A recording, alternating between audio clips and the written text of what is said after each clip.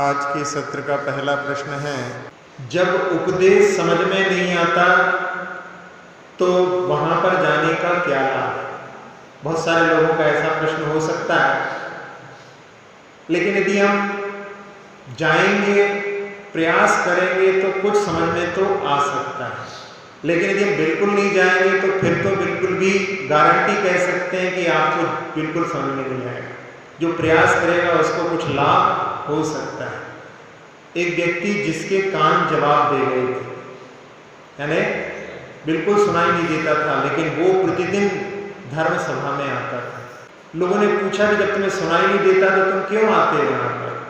तो वो कहता है कि जहाँ पर जिनवाणी का वर्णन होता हो, जहाँ पर जिनवाणी की वर्गणाएं शब्द के रूप में भ्रमण कर रही हों, वहाँ पर मैं रहता हूँ। भले ही मुझे कुछ सुनाई नहीं देता, लेकिन वहाँ पर मुझे शांति की प्राप्ति हो। दूसरा बोलता है कि महाजना एन गता सा पंथा, बड़े लोग जो कार्य करते हैं उनका अनुकरण छोटे लोग भी करते हैं। मैं घर का बुजुर्ग हूँ, जब मैं आता हूँ तो घर के और लोग भी मेरे साथ साथ में आ जाते हैं। यदि मैं नहीं आऊँगा तो वो लोग भी नहीं आएंगे, तो उनके लिए भी एक मार्गदर्शन मिल जाता है। और तीसरा कि जैसे जब जिस व्यक्ति को सर्प काट लेता है, उसके सामने जब मंत्रों का उच्चारण किया जाता है, उसको मंत्र कुछ भी समझ में नहीं आते, लेकिन उन मंत्रों का प्रभाव होता है, उसका शरीर निर्विष हो जाता है। इसी प्रकार से जिनवाणी का जहाँ पर पान हो रहा है, भले ही हमें समझ में नहीं आ रहा है, सुनाई नहीं दे रहा है, लेकिन उससे हमारा तन जो है पवित्र अवश्य होता होगा।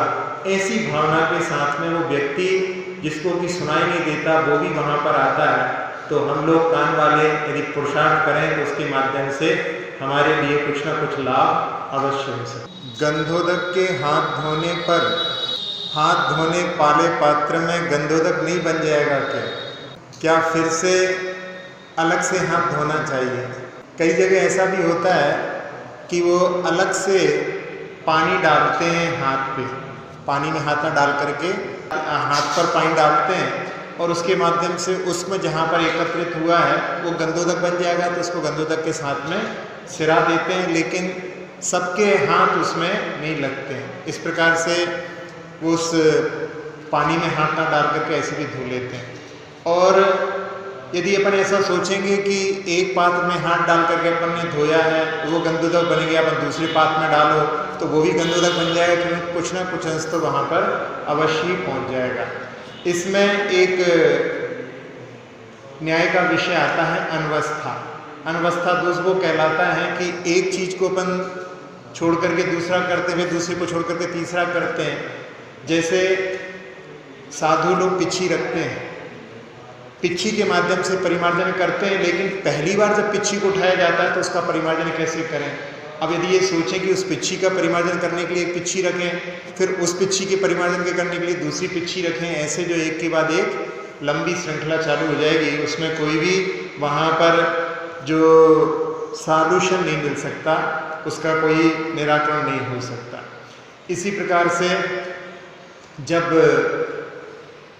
ये पृथ्वी किसने बनाई है, सृष्टि की रचना किसने की है, उस समय में कहते हैं कि कोई मानता है कि भगवान ने रचना की है, तो फिर प्रश्न उठता हो कि भगवान की रचना किसने की है, फिर जिसने उनकी रचना की फिर उसकी रचना किसने की है। तो इस प्रकार से ये अनवस्था दोष वहाँ पर भी देखने में आता है। इसलिए यदि वहाँ पर अपन शक्य के अनुष्ठान के हिसाब से देखें तो जिस प्रकार से आप प्रक्रिया अपनाते हैं वो भी कर सकते हैं, नहीं तो ऊपर से हाथ धो करके फिर वो जल उसमें पूरा चला जाएगा, तो फिर आपका उसमें वो वाला जो है जिसमें कि गंधोदक बन गया है उसमें हाथ डालने की आवश्यकता नहीं पड़ेगी। अगला प्रश्न है, निगोद क्या है?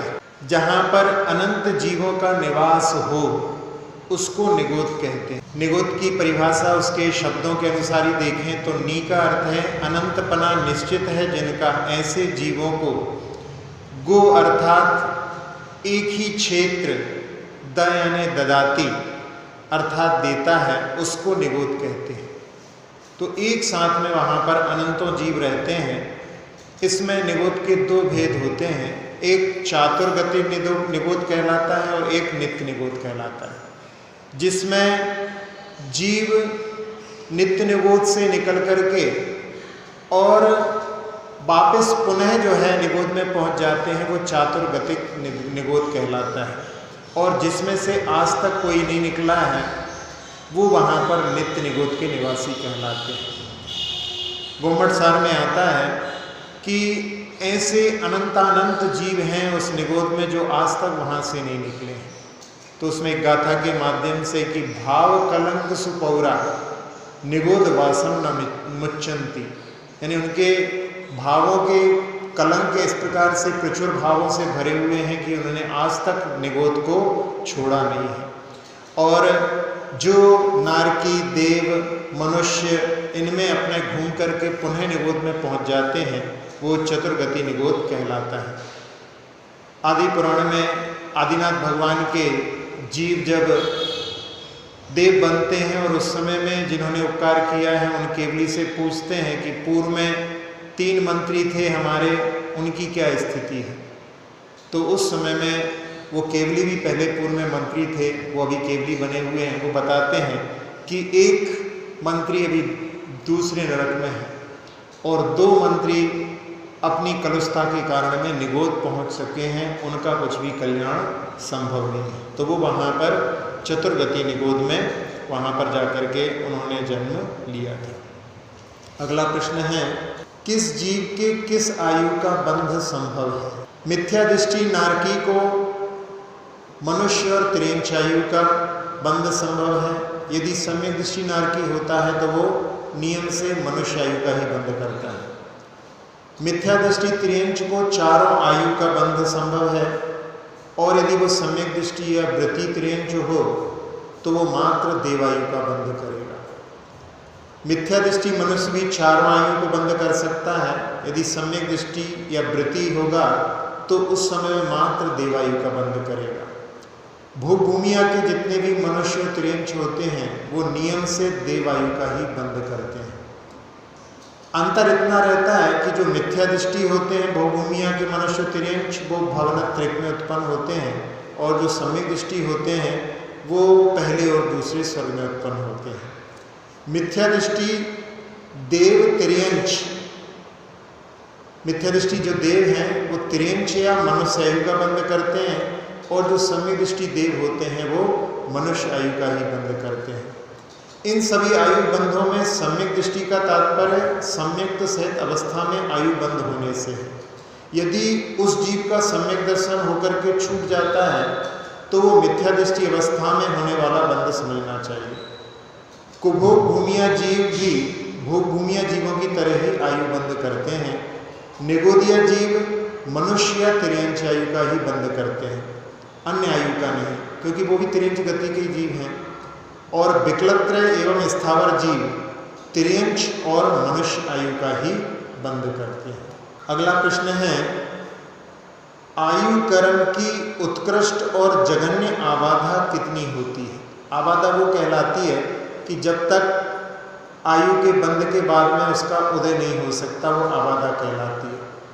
तो इसके लिए कोई कर्म बांधने के बाद जब तक उदय योग्य नहीं होता उस काल को आबाधा काल कहते हैं। आयु कर्म की उत्कृष्ट आबाधा पूर्व कोटि का तीसरा भाग, क्योंकि मनुष्यों की आयु देखा जाए अपन इस दृष्टि से मनुष्यों की अपेक्षा से लगाएं तो वो पूर्व कोटि के त्रिभाग में उसका बंध करते हैं, तो वो त्रिभाग जो है उत्कृष्ट बनेगा। क्योंकि देव और नारकियों की और भोगभूमियों के जीव की तो केवल 6 महीने के रहने पर उनके अपकर्ष पड़ते हैं, तो उनकी आबादा इतनी ज़्यादा नहीं पड़ेगी। मनुष्य गति में अपन देखेंगे तो वहाँ पर पूर्व कोटि का तीसरा भाग और जघन्य आबादा असंक्षिप्त अद्धाकाल प्रमाण मानी गई है। जैसे जिसने आयु का बंधन नहीं किया है और आखिरी समय में जब वो मरण को प्राप्त होता है तो उस समय में असंक्षिप्त अद्धा में वो आयु का बंध करके मरण को प्राप्त होता है, तो उस असंक्षिप्त अद्धा के बाद में ही अगली आयु का उदय हो जाता है। उत्कृष्ट आबादा तो एक पूर्व कोटि आयु वाले मनुष्य तिर्यंचों के प्रथम अपकर्ष काल में आयु बंद करने पर ही होती है और जघन्य आबाधा चारों गतियों के जीवों की असंक्षिप्त अद्धा काल शेष रहने पर आयु कर्म बांधने वालों की। एक बार की बांधी हुई आयु का उत्कर्षण या अपकर्षण संभव है कि नहीं। अगली आयु को बध्यमान आयु कहते हैं। और जिसको भोग रहे हैं वो भुज्यमान आयु कहलाती है। तो बध्यमान आयु का घटना तो कभी भी संभव है, यानी उसके लिए अपकर्ष काल की आवश्यकता नहीं पड़ती। लेकिन उत्कर्षण जिसको कि बढ़ाना कहते हैं वो केवल अपकर्ष काल में ही संभव होता है। भुज्यमान आयु के संबंध में तत्वार सूत्र के दूसरे अध्याय में वहाँ पर अंतिम सूत्र में बतलाया गया है कि कुछ जीवों की भुज्यमान आयु में परिवर्तन नहीं होता। उसमें उत्पाद जन्म वाले देव और नारकियों के, भोगभूमि जो मनुष्य और तिर्यंश हैं उनके, और जो चरम शरीरी मनुष्य होते हैं उनके अलावा अन्य जीवों की जो भुज्यमान आयु है उसका अपकर्षण हो सकता है और उत्कर्षण उसमें संभव नहीं होता। भुज्यमान आयु का उत्कर्षण कभी भी संभव नहीं होता है, अपकर्षण उनमें उनका हो सकता है। यह भी नियम है कि अगले भव की आयु का बंद हो जाने पर इन जीवों का अकाल मरण संभव नहीं है, क्योंकि उनकी आबाधा जो है वो निश्चित हो गई है, तो उसके बाद में फिर उनका अकाल मरण नहीं होता। इसलिए राजा सैनिक का वहाँ पर अपन अकाल मरण नहीं मान सकते, क्योंकि इन्होंने नरक आयु को बांध लिया था, उसके बाद में सम्यक दर्शन प्राप्त किया था, और उस समय में उनके साथ में जो कहते हैं कि आत्मघात की घटना घटी है, लेकिन उसके समय में ही उनका आयु का अवसान होना था। कहने में ऐसा, देखने में ऐसा लगता है कि उन्होंने अकाल मरण किया, लेकिन वो अकाल मरण नहीं माना जाएगा, क्योंकि उनकी आबाधा निश्चित हो चुकी थी। जो एक बार आयु का बंद कर लेता है अगले भव की आयु का, फिर उसका अकाल मरण नहीं। अगला प्रश्न है, आहार किसे कहते हैं और उसके कितने भेद हैं? क्या केवली भगवान भी आहार लेते हैं? आहार वैसे जो भोजन किया जाता है उसको आहार समझते हैं, लेकिन यहाँ पर आहार के भेदों की अपेक्षा से अपन देखें तो उनमें कई प्रकार के आहार होते हैं। जहाँ औदारिक आदि जो 3 शरीर होते हैं, औदारिक, वैक्रियक और आहारक, इन तीन शरीरों की स्थिति के लिए जो पुद्गल वर्गणाओं को ग्रहण किया जाता है उनको यहाँ पर आहार वर्गणा कहते हैं। और शरीर की स्थिति आयु कर्म के उदय में कारण है, अतः आहार को आयु कर्म का नौकर्म कहा गया है। इसके 6 भेद होते हैं। एक होता है नौकर्माहार, शरीर के योग्य वर्गणाओं को ग्रहण करना। ये चारों गतियों के जीव और केवलियों की भी होता है। अपना शरीर हमेशा इनको ग्रहण करता रहता है, 24 घंटे इसका कार्य चलता रहता है। जो घड़ी आदि पहनते हैं वहाँ पर वो त्वचा थोड़ी पीली पीली दिखने लगती है, वहाँ पर उन वर्गणाओं का ग्रहण अच्छी तरह से नहीं हो रहा है, इसका प्रतीक वहाँ पर वो सफ़ेद सफ़ेद त्वचा हो जाती है। फिर एक होता है कर्माहार, कर्म वर्गणाओं का ग्रहण करना। ये भी चारों गतियों के जीव और केवलियों को भी सतत चलता है। एक कवलाहार होता है जो ग्रास रूप अपन आहार बना करके लेते हैं, ये केवल तिर्यंश और मनुष्यों को होता है, लेकिन ऐसा आहार केवली के नहीं होता। एक होता है लेपाहार, पानी को चूसने रूप वृक्षों के, मुख्यतः से ये वृक्षों में होता है, लेकिन अन्य केंद्रीय में भी इसको अपन लेपाहार ही ले सकते हैं। और एक होता है ओजाहार, अंडों के ऊपर जो उनकी मादा बैठ कर के माता उसके लिए ऊष्मा पहुंचाती है, तो उस समय जो अंडे के भीतर रहने वाले पक्षियों का ओजाहार होता है। एक जगह पर ऐसा हुआ कि जो एक मयूरी थे उसको एक सियार ने मार दिया। उसके जो बच्चे थे, यानी उसके जो अंडे थे भी निकले नहीं थे बच्चे उसमें से। एक किसान ने उसको देखा और उसने देखा कि मयूरी खत्म हो चुकी है, अब इनमें से बचना संभव नहीं है, इसलिए उनको वो अपने घर ले आया और वहाँ पर मुर्गी के माध्यम से उन अंडों को वहाँ पर उसने सिया, तो उसके माध्यम से 3 में से 2 जो है बच्चे उसमें जीवित निकल आए थे। तो इस प्रकार से उनके लिए वहाँ पर ओज आहार दिया गया था। फिर एक होता है मानसिक आहार, देवों को जो होता है वो मानसिक आहार होता है। कई बार ऐसी लोग कहने लगते हैं कि उन्होंने दूध पी लिया, ये कर लिया, ऐसा नहीं होता। वो लोग केवल उनका मानसिक आहार होता है, कंठ से उनका अमृत समय पर झड़ जाता है, वैसे उनका कोई आहार नहीं होता। इस प्रकार से अपन देखें तो केवलियों के वहाँ पर कर्माहार होता है और नौकर्माहार होता है, लेकिन अन्य 4 प्रकार के आहार नहीं होते हैं। और उनके लिए बताया है कि ऐसे ऐसे परमाणु, उत्तम उत्तम परमाणु उनके लिए प्राप्त होते हैं जैसे परमाणुओं को और संसार में कोई भी ग्रहण नहीं कर सकता। अगला प्रश्न है, कोई जीव कितने समय तक अनाहारक रह सकता है? इसका जघन्य और उत्कृष्ट काल कितना है। जब विग्रह गति में एक मोड़ा लेते हैं तब उस समय में एक समय तक वो अनाहरक रहता है, 2 मोड़े लेते हैं तो 2 समय तक, और 3 मोड़े लेते हैं तो 3 समय तक अनाहरक रहता है। अब जब अंतिम समय में आहारक हो जाते हैं, क्योंकि जैसे ही वो सीधा पहुंचता है वहाँ पे वो अपनी बरगणाओं को ग्रहण करने लगता है। आचार्य अकलंग देव ने राजवार्तिक में लिखा है, जैसे तीर को छोड़ा जाए गर्म करके तो रास्ते से ही वो ठंडक को ग्रहण करने लगता है, इसी प्रकार से जीव जब जैसे ही सीधी अवस्था में पहुंचता है वहाँ पर वो आहारक हो जाता है। इसका मतलब है जो ऋजु गति से गमन कर रहे हैं विग्रह गति में वो अनाहारक नहीं होते हैं, वो सदैव आहारक रहे। समुद्घात केवली जो है प्रतर, लोकपूरण और प्रतर, यानी लोक प्रतर के बाद में लोकपूरण होता है, फिर प्रतर होता है। इन 3 अवस्थाओं में 3 समय तक अनाहारक रहते हैं, और अयोग केवली 14वें गुणस्थान में पूरे काल तक ही अनाहारक रहते हैं।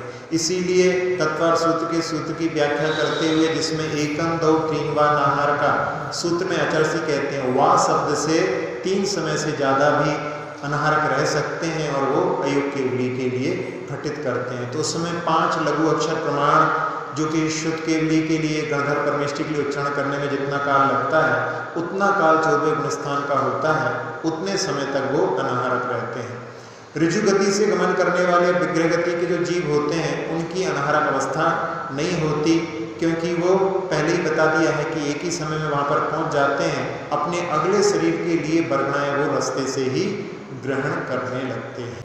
अगला प्रश्न है, केवली भगवान प्रतर और लोकपूर्ण समुद्घात में तथा विग्रह गति के जीव कारण बरगणाओं को तो ग्रहण करते ही रहते हैं, फिर उनको अनाहारक क्यों कहते हैं? कारण बरगणाओं को तो संसारी जीव हमेशा ग्रहण करते रहते हैं। जहाँ पर 3 शरीरों के योग्य बरगणाओं का ग्रहण नहीं होता उस समय में वो अनाहारक अवस्था कहलाती है। 3 शरीर के योग्य बरगणाओं को ग्रहण कर रहे हैं तो उस समय में वो वहाँ पर आहारक कहलाएंगे, और जिस समय में उनको ग्रहण नहीं कर रहे हैं तो अनाहारक कहलाएंगे, भले ही वहाँ पर कर्मों का ग्रहण हमेशा चल रहा हो। हाँ, ये बात जरूर है कि 14वें गुणस्थान में वहाँ पर कर्मों का भी ग्रहण नहीं होता और साथ साथ में वहाँ पर उन आहारक बरगणाओं का भी ग्रहण नहीं होता, क्योंकि 14वें गुणस्थान में योग का अभाव हो चुका है। योग के माध्यम से वहाँ पर जो कर्म आते थे उनका भी अभाव। अगला प्रश्न है, मधु पिंगल कौन? मधु पिंगल एक राजा था। घटना अरेनाथ भगवान के काल की। एक चरणयुगल नगर में सुयोधन नाम का राजा था, उसकी अतिथि नाम की रानी और सुलसा नाम की पुत्री। जब वो विवाह के योग्य हुई तो उस समय में उसके पिता ने उसके लिए स्वयंवर का आमंत्रण किया, और राजा सगर अयोध्या के उसको प्राप्त करना चाहते थे, लेकिन उन्होंने देखा कि उनके एक बाल सफ़ेद है, और उस समय उन्होंने सोचा कि अब मैं उसको प्राप्त नहीं कर पाऊंगा, मेरा वृद्धत्व दिख रहा है। तो उस समय वो संकोच कर रहे थे। उनकी एक मंदोदरी नाम की गाय थी। उसने कहा कि ये तो आपके लिए शुभ संकेत है, आपको वो सुलसा प्राप्त होगी। और उसी समय में उनके विष्णु नाम के मंत्री आ जाते हैं और वो कहते हैं कि वो सुलसा आपको ही प्राप्त होगी, मैं सारे दांव पेच करके आपको ही उसको प्राप्त कराऊंगा। बड़े उत्साह के साथ में वो वहाँ पर स्वयंवर के लिए जाते हैं, और उस समय में मंदोदरी धाय भी उनके साथ में जाती है, और वो सुलसा के पास में जाकर के राजा सगर की बड़ी प्रशंसा करती है, उनके गुणों का, उनके रूप का बखान करके उसको प्रभावित कर लेती है।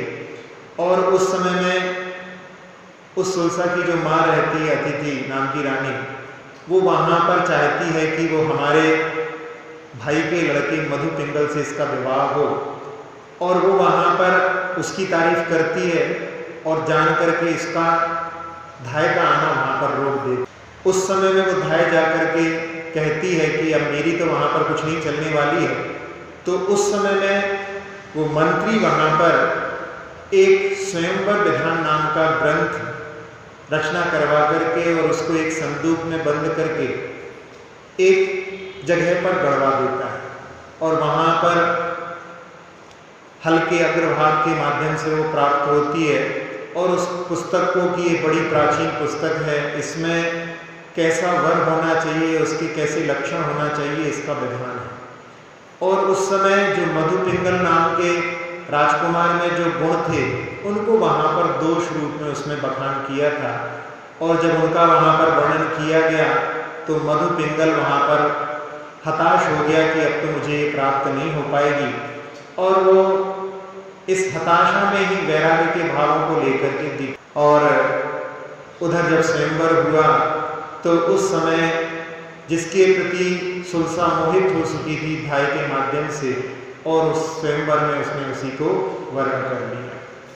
जब मधु पिंगल मुनिराज विहार करते हुए जाते हैं तो दो व्यक्ति वहाँ पर आपस में बात करते हैं।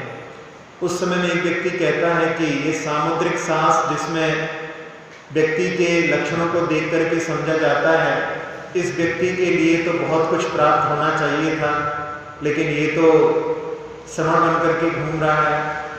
तो उस समय में कहता है कि इसके भाग में तो बहुत कुछ था, लेकिन राजा सगर के मंत्री ने चाल चल करके इसको वहाँ से निकाल दिया।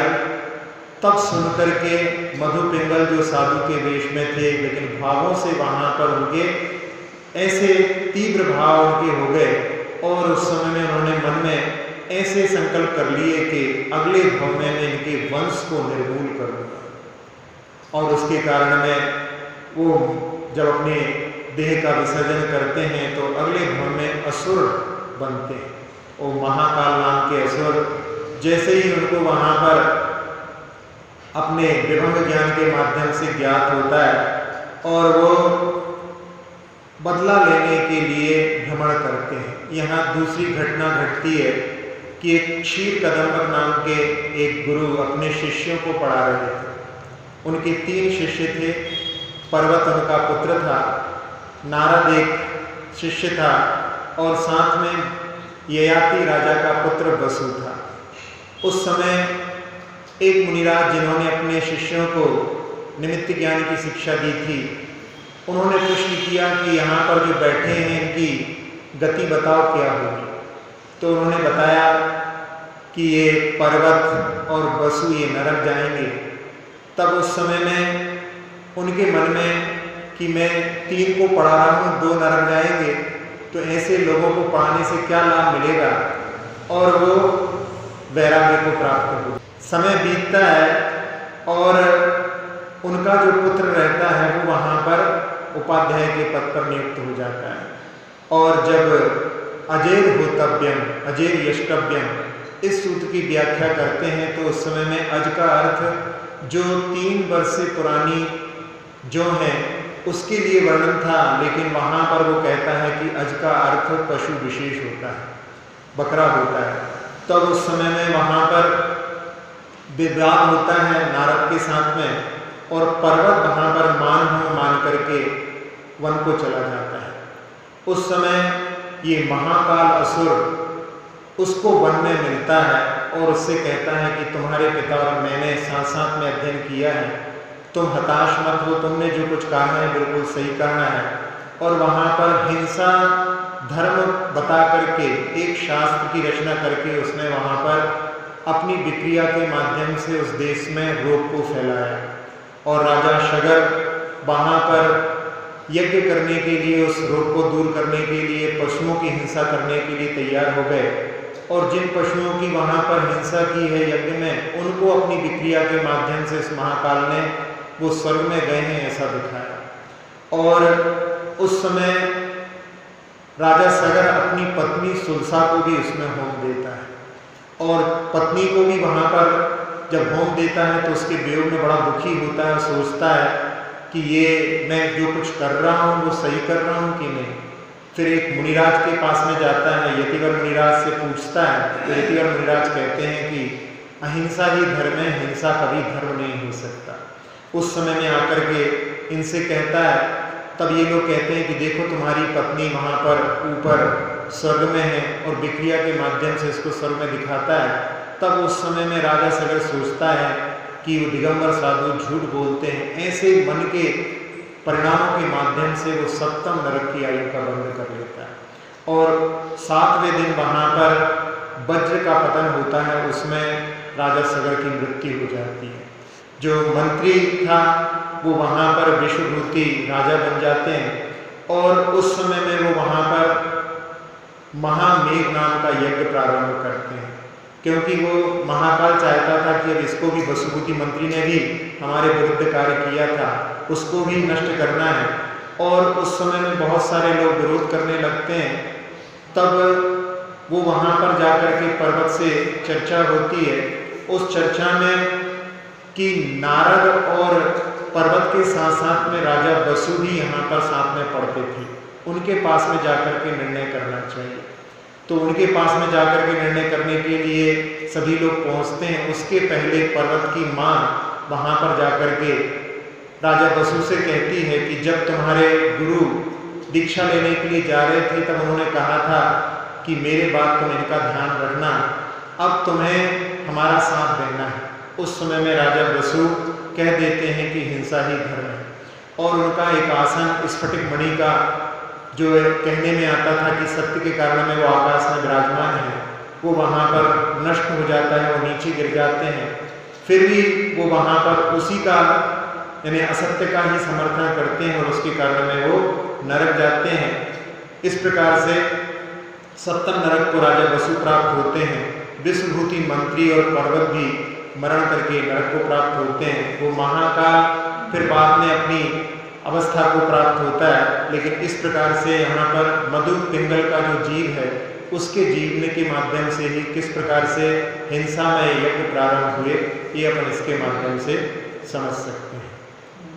अगला प्रश्न है 5 उत्तम भावनाएं कौन कौन सी हो। भगवती आराधना में और पंचास्तिकाय की टीका में आचार्य जयसिंह स्वामी ने 5 भावनाओं के बारे में वर्णन कहा है। एक है तपोभाव, तप से ही इंद्रियों का मद नष्ट होता है, इंद्रियां बस में होती हैं। 12 प्रकारों का तपों का अनुष्ठान की मन में भावना करना, ये तपोभावना होती है। भले ही सामर्थ्य ना हो लेकिन मन में ऐसी भावना कि हम भी कभी तप कर सकें, ऐसी भावना प्रत्येक जीव के लिए भाना चाहिए, वो तपोभावना कहलाती है। कई बार लोगों से तप करके नहीं बनता, लेकिन उस समय में जो लोग तप करते हैं उनकी सेवा शुश्रूषा करके भी अपनी जो है उसके प्रति श्रद्धा को अपन जो है दिखा सकते हैं, ये भी तपोभावना के अंतर्गत आता है।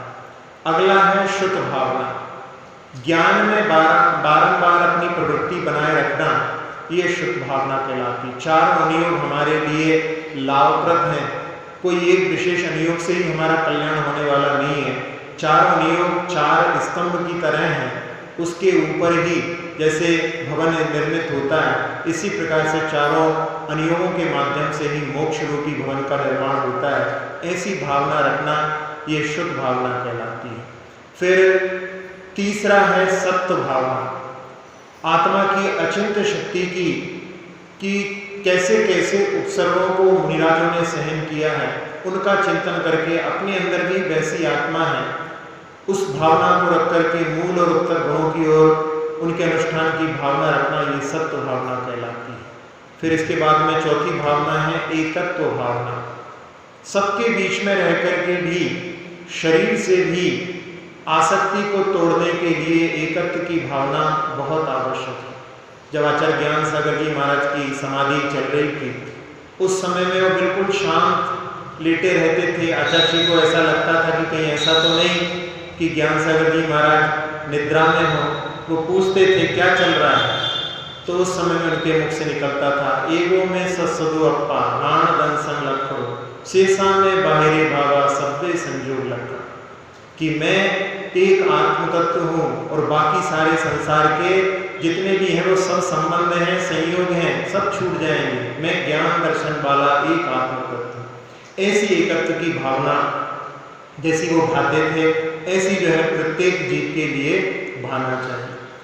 फिर इसके बाद में है धृति भावना, उस समय में उपसर्ग परिचय में हृदय में धैर्य धारण करने की सामर्थ्य देने वाला, समता देने वाला पंचास्तिकाय में इसको संतोष की भावना के रूप में कहा है। ऐसी जो है 5 भावनाएं प्रत्येक जीव के लिए भाना चाहिए। ये भी एक प्रकार की उत्तम भावनाएं हैं। 12 भावनाओं के साथ साथ में इनका भी चिंतन कर सकते हैं। अगला प्रश्न है, 5वें माह में गर्भ के ऊपर क्या क्या संस्कार किए जाते हैं? 5वें माह का जो गर्भ रहता है उस समय में सुप्रीति नाम की क्रिया पूजन के पश्चात में वहां पर जिन मंत्रों का उच्चारण किया जाता है उसमें अवतार कल्याण भागी भव उस गर्भस्थ शिशु के लिए कहा जा रहा है कि जैसा तीर्थंकरों का गर्भ कल्याण को प्राप्त होते हैं ऐसे भव को तुम भी प्राप्त करो। फिर मंदरेंद्र अभिषेक कल्याण भागी भव, सुमेरु पर्वत पर इंद्र के द्वारा जन्माभिषेक के समय में जो होता है वैसे कल्याण को तुम प्राप्त हो। फिर निष्क्रांति कल्याण भावी भव, इसमें जब भगवान की दीक्षा होती है ऐसे ही तुम भी जो है दीक्षा के समय कल्याण को प्राप्त करो। फिर अरहंत कल्याण भावी भव, जब भगवान को केवल ज्ञान होता है अरहंत पद को प्राप्त होते हैं ऐसे भव को प्राप्त करो। परम निर्वाण कल्याण भावी भव, इसमें जो मुक्ति मोक्ष कल्याण होता है उसकी भावना वहां पर की जाती है। तो ये 5वें माह में गर्भ के ऊपर इस प्रकार के संस्कार किए जाते हैं। अगला प्रश्न है, रानी चेलना ने पड़गहन करते समय 3 उंगलियां क्यों उठाई? जब मुनिराज को पड़गहन करने के लिए रानी चेलना खड़ी हुई थी उस समय में कि जो 3 गुप्तियों से युक्त मुनिराज होंगे वो हमारे यहाँ आएंगे तो उनको सब कुछ ज्ञान हो जाएगा और उसके माध्यम से वो यहाँ पर किस प्रकार की परीक्षा चल रही है वो उसमें सफल हो सकते हैं। और जिनके पास में 3 गुप्तियाँ नहीं होंगी वो यहाँ पर सफलता को प्राप्त नहीं कर सकते। इसलिए वो 3 उंगलियों के माध्यम से कि जिनके पास में 3 गुप्तियाँ हों वही हमारे द्वारा पड़गहन के योग्य हैं या पड़गहन के लिए हैं। उसमें एक मुनिराज जो आते हैं उनकी मन गुप्ती, 2 गुप्तियों के धारी थे लेकिन मन गुप्ती नहीं थी। उसमें मन गुप्ती का नहीं पालन करने का कारण क्या था, किस प्रकार से भी मन गुप्ती का खंडन हो सकता है? उन्होंने किसी श्राविका के चरणों को देख करके कि हमारी पत्नी के भी ऐसे ही चरण थे, ऐसा जो है मन में चिंतन वहां पर आ गया था। उसके कारण में उनकी मन गुप्ती का पालन नहीं हो पाया।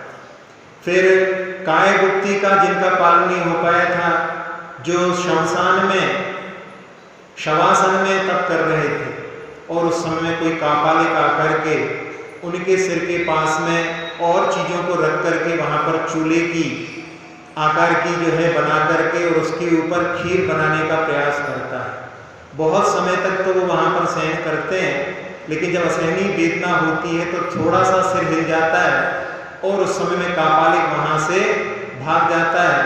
तो इतनी छोटी सी उसके माध्यम से उनकी काय गुप्ती का भंग हो गया। और तीसरी गुप्ती वचन गुप्ती, बच्चे लोग खेल रहे थे और खेलते खेलते कुछ बच्चे हार गए थे तो बड़े हतोत्साहित हो गए थे। उस समय में महाराज ने कहा कि इतने हतोत्साहित क्यों हो रहे हो, अगली बार प्रयास करो, अवश्य सफलता मिलेगी। और उसी समय में वहाँ पर कोई राजा युद्ध के लिए जा रहा था और उसने महाराज के इन वचनों को सुना तो उसने सोचा कि जब महाराज कह रहे हैं कि अगली बार प्रयास करो, सफलता अवश्य मिलेगी, तो वो वहाँ पर बड़े उत्साह के साथ में जाता है, उसको विजय प्राप्त हो जाती है और महाराज के पास में आकर के कहता है कि महाराज आपके आशीर्वाद से मुझे विजय प्राप्त हो गई। महाराज कहते हैं, सोचते हैं कि उस समय मैंने बच्चों के लिए बिना पूछे क्यों बोला। यदि पूछते तो बोलना एक बात अलग रहती, लेकिन बिना पूछे बोला, इसलिए यहाँ पर वचन गुप्ती का पालन नहीं हो पाया है। तो ऐसे जो है इसके माध्यम से हमारे लिए भी प्रेरणा कि बिना पूछे अपन लोग जो रायचंद्र बनते रहते हैं उसके माध्यम से अपन लोग कितने पाप का अर्जन कर लेते हैं, ये अपन इसके माध्यम से समझ सकते हैं। अगला प्रश्न है, साधु के क्या क्या पर्यायवाची नाम आगम में मिलते हैं? साधु के लिए श्रमण भी कहा जाता है, जो अपनी आत्मा के उत्थान के लिए श्रम करते रहते हैं। संयत, अपनी इंद्रियों को नियंत्रित रखते हैं, इसलिए संयत भी कहलाते हैं। ऋषि, जो रिद्धिधारी मुनियों के लिए कहा जाता है विशेष रूप से।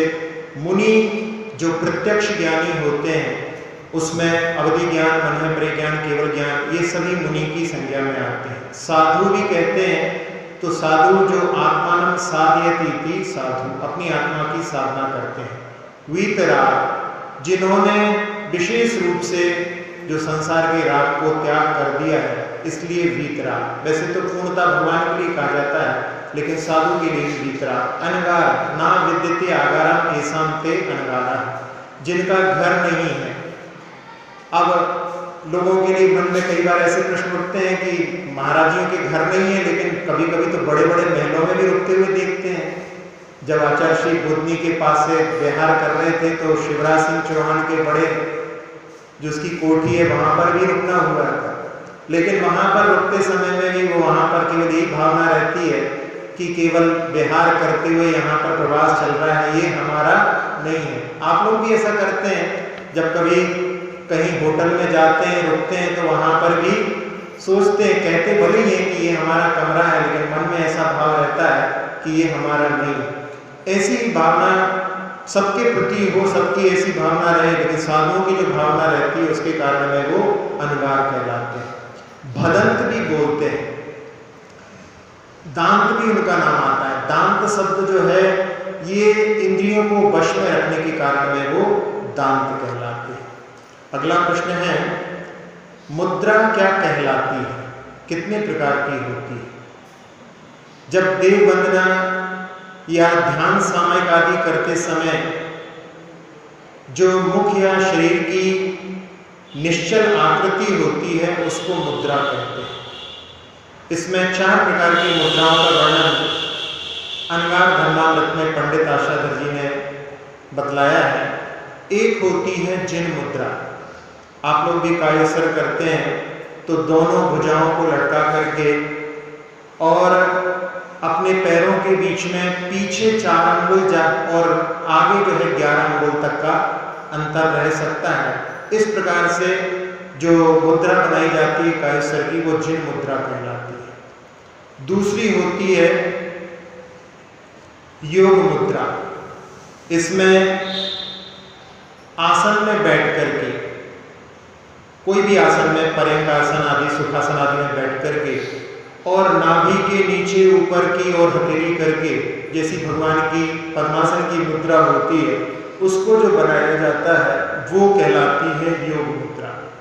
फिर इसके बाद में वंदना मुद्रा, खड़े होकर के भगवान के सामने अपने दोनों हाथों को जोड़ करके, मुकुलित करके जो खड़े होते हैं, तो वो वंदना मुद्रा कहलाती है।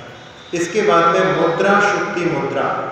इसमें वंदना मुद्रा जैसी मुद्रा रहती है, लेकिन सीप जैसा आकार है, सीप में जैसे मोती होता है, ऐसे ही हाथों को और ज़्यादा मुकुलित करके जब खड़े होते हैं, तो वो मुद्रा शुक्ति मुद्रा कहलाती है। अगला प्रश्न है, 3 माह के गर्भ के ऊपर क्या क्या संस्कार किए जाते हैं? 3 माह का जब गर्भ रहता है, उस समय में प्रीति नाम की क्रिया होती है। उस समय में पूजन के पश्चात दरवाजे पर तोरण बांधना और 2 पूर्ण कलश की स्थापना की जाती है। और जो मंत्र होते हैं, उस समय में त्रैलोक के नाथो भव, भगवान की जो अवस्था रहती है 3 लोक के नाथ, ऐसे भव को वो गर्भ शिशु प्राप्त करे, इस प्रकार का मंत्र। त्रैलोक के ज्ञानी भव, तीनों लोकों का ज्ञान यानी केवल ज्ञान का पात्र बने। और त्रिरत्न स्वामी भव, यानी रत्नत्रय को प्राप्त करने वाला बने। इस प्रकार के ये 3 संस्कार 3 माह के गर्भ के ऊपर किए जाते हैं। अगला प्रश्न है, जिनवाणी का कैसा बहुमान सम्मान करना चाहिए? एक बार आचार्य श्री ने उपदेश दिया था कि जब धुले हुए कपड़े पहनकर आ जाते हैं तो कैसे बैठते हैं मालूम है आपको? उनके बैठने में वहाँ पर आदान निक्षेपण समिति का पालन होने लगता है। अपनी जेब से रुमाल निकाल करके वो एक पिच्छी जैसा काम करने लगते हैं। उस समय में हम सोचते हैं कि भैया ये कौन से मुनिराज आ गए, कैसी समिति का पालन चल रहा है। यदि उनके पास में रुमाल नहीं होता तो उस समय में वो फूंक मार करके और ऐसे बैठ जाते हैं जैसे कि यहाँ पर अभी कोई प्राणायाम करने वाले हैं। ये कौन सा आसन था? आसन वासन कुछ नहीं, यहाँ तो उनको अपने वसन वस्त्रों की चिंता थी। इस प्रकार की प्रवृत्ति से सोचो, किसकी रक्षा होती है, वस्त्रों की या जीवों की? जब वस्त्रों की रक्षा इस प्रकार करते हैं, इतने अच्छे ढंग से करते हैं, तब जिनवाणी की रक्षा सम्मान बहुमान कैसे करना चाहिए, इसकी सीख हम ले सकते हैं। आचार्यों ने कहा है कि जिनवाणी को कभी भी नाभि के नीचे ना रखो, ऊंचे स्थान पर उसको स्थापित करना चाहिए। उसके आदर में खड़े होकर के हमको उसकी विनय करना चाहिए। अब थोड़ी देर के लिए अपन ध्यान करें। सभी लोग ध्यान की मुद्रा को बनाने का प्रयास करें।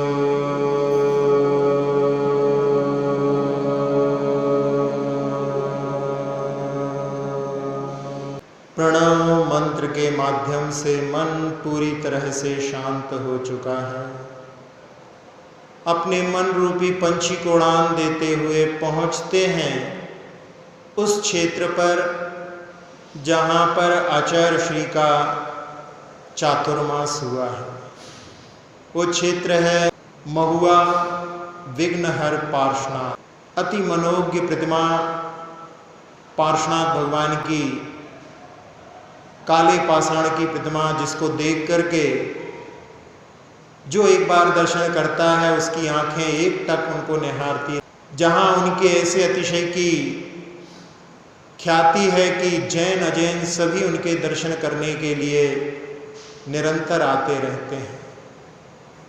उस क्षेत्र पर आचार्य श्री ने चातुर्मास किया। वहां पर मंदिर के पीछे से ही एक नदी निकलती है। आचार्य श्री ने वहां पर पद्यानुवाद आदि भी किए हैं, उसमें उसका वर्णन भी किया है। ऐसे महुआ के विघ्नहर पार्श्वनाथ भगवान की ऊर्जा को अपनी ओर आह्वान करने के लिए पुनः एक बार ओम का नाद